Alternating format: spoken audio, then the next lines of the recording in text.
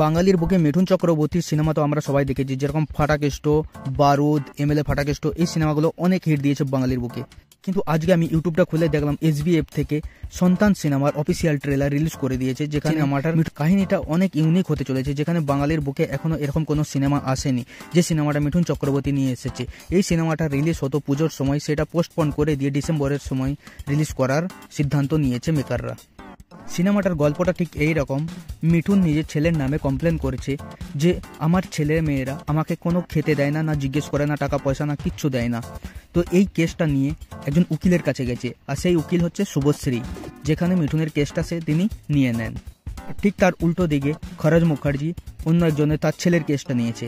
মানে কাহিনীটা খুবই ইন্টারেস্টিং, যেখানে আমরা বাস্তবে এখনও দেখতে পাই যে মা বাপকে ছেলেরা খেতে দেয় না, পড়তে দেয় না, ঘুরতে দেয় না, টাকা পয়সা দেয় না, বৃদ্ধাশ্রমে ছেড়ে দিয়ে চলে আসে।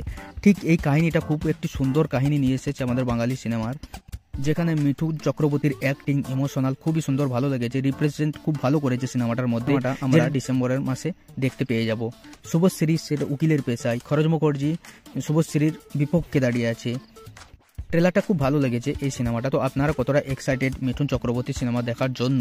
কারণ আমরা মিঠুন চক্রবর্তী এর আগে অনেক সিনেমা দেখেছি, খুবই হিট দিয়েছে, ভালো ভালো সিনেমা দিয়েছে, কিন্তু এই সিনেমাটা আমার মনে হচ্ছে যেন বাঙালির বুকে চলবে। খুবই একটি ইউনিক কাহিনী, যেটা বাস্তবের সঙ্গে একদম ম্যাচ করেছে। কাহিনীটা খুব ভালো কাহিনী তুলে ধরে নিয়ে এসেছে। আপনারা কতটা এক্সাইটেড আমাদের কমেন্ট বক্সে লিখে জানান। আর সন্তান